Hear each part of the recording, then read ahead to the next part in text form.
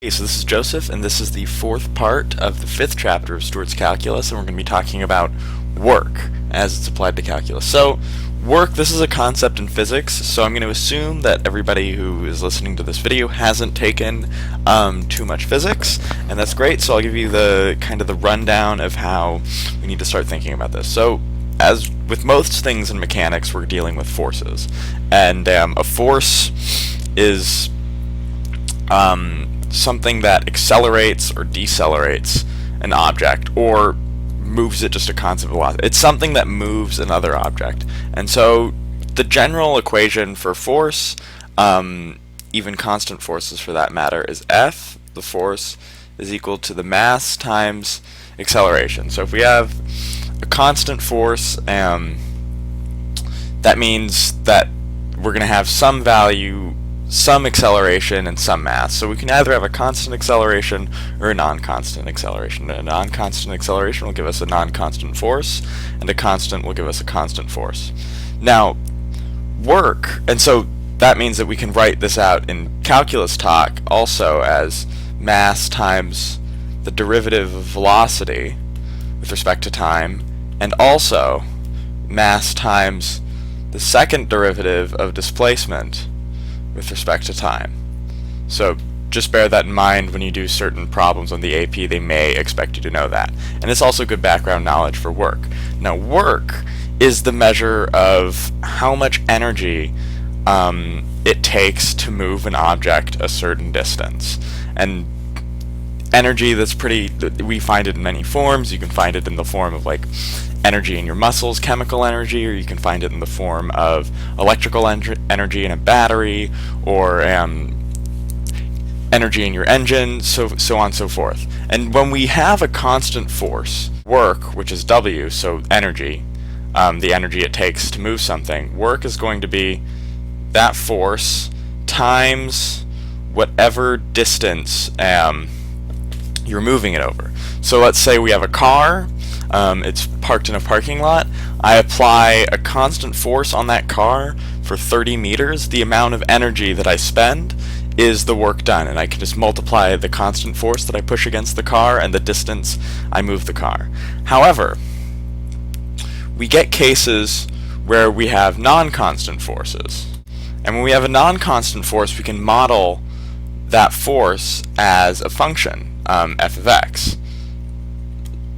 So write that f of x and x, so distance, and x is still distance. And so the force could look something like this. And the force curve like this is tied into the acceleration equation, because that means we would have a non-constant acceleration, because mass is just a coefficient that turns acceleration into force, or allows us to make that jump there.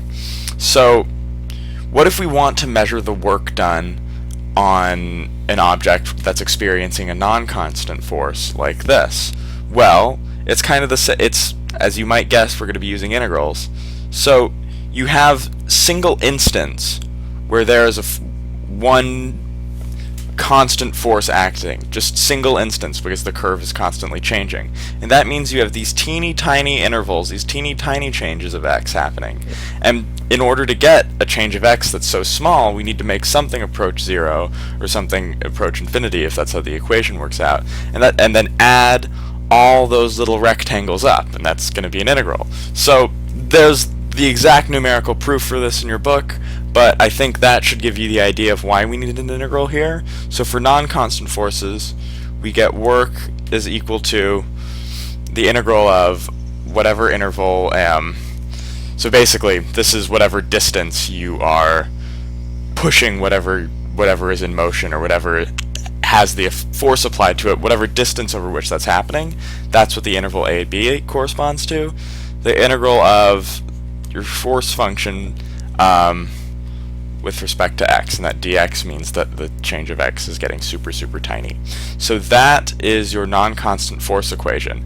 And on the AP Calculus exams, they do expect you to know this formula, because they will give you problems dealing with it. They won't give you too many, but and they won't give you terribly difficult ones, but this is just a formula that you have to go in knowing. And the other physics formula that you have to go in knowing that does come in handy with this is called Hooke's law. So Hooke's law is a law in physics that applies to restoring forces, and forces that are labeled as restoring forces are like springs. And what makes them special is, if you imagine a spring vibrating back and forth, it has like a natural length where if you hold the spring, it's not pulling on you or pushing on you.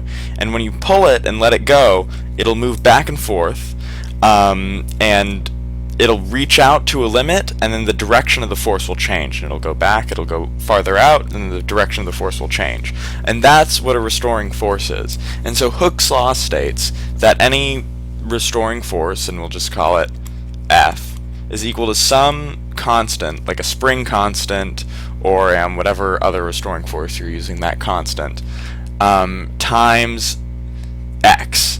Now x is, this is a special x, because this is the distance away from the natural length.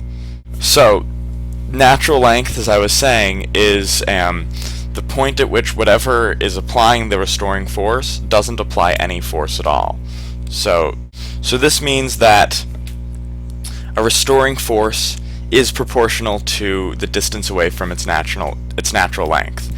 And that intuitively makes sense, because if you imagine pulling out a spring, the farther you pull it out, the harder it is to pull out. That means that the force is getting greater because you're pulling that spring farther away from its natural length.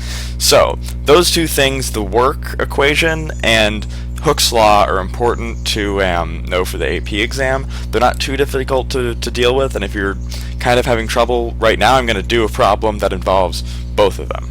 Alright, so this is number 9 from page 372 in your book, and right away we see that there are two J. That J stands for joules, and that's a unit of energy, so we know that and also it says work, so we know we're going to be dealing with the work equation. So we suppose that 2 joules of work is needed to stretch a spring. So spring, that's a key word, that means we have a restoring force. We're going to need to deal with Hooke's law. From its natural length, again, natural length, that's another buzzword, of 30 centimeters. So that means that there's 0 force when x is 30 centimeters to a length of 42 centimeters. So the first question is how much work is needed to stretch the spring from 35 centimeters to 40 centimeters, and then how far beyond its natural length will a force of 30 newtons keep the spring stretched. So I'm going to go over to the white screen, write out all this information, and then we'll be able to solve for it. Alright, so we've got all the information out here. We've got a spring, which is the natural length of which is 30, so that means there's 0 force being, like the spring is not exerting any force when it is stretched to 30 centimeters. So the work is 2 joules to stretch the spring from 30 to 42 centimeters. And here's the work equation, and here is Hooke's law. And we're trying to figure out, at least the first part of the problem, how much work it takes to stretch the spring from 35 to 40. So before we do anything, we need to actually figure out what the force equation for the spring is. And so we need to use Hooke's law and the work equation, because when we plug Hooke's law in for F right there, we have an equation with one unknown, k, so we should be able to solve for that. So let's write out here work equals, and I'm not going to write the limits yet, kx dx. And the reason I haven't written the limits yet is most people are tempted to write 30 and then 42 up here. But that's wrong, because the bottom limit has to be, these limits are the distance, remember, because the x is the distance from the natural length, and that applies to the dx as well. So the limits correspond to the distance away from the natural length, the distance away from 30 that the spring is being stretched. So since it's being started at 30, this bottom limit's 0, and that kind of makes sense because the force exerted when the spring is stretched to 30 centimeters is 0, and then we're stretching it up to 42, so the difference between 42 and 30 is 12, so that upper limit is 12, and now we can start plugging things in and integrating. So the work that it takes to make this stretch is 2, so we can write that in for work. When we integrate this, we get k over 2 times x squared from 12 to 0. And then you plug the 12 into here, you get 144 over 2, and that comes out to be 72 times k. And the 0 will be we'll make that 0. And so 2 equals 72k.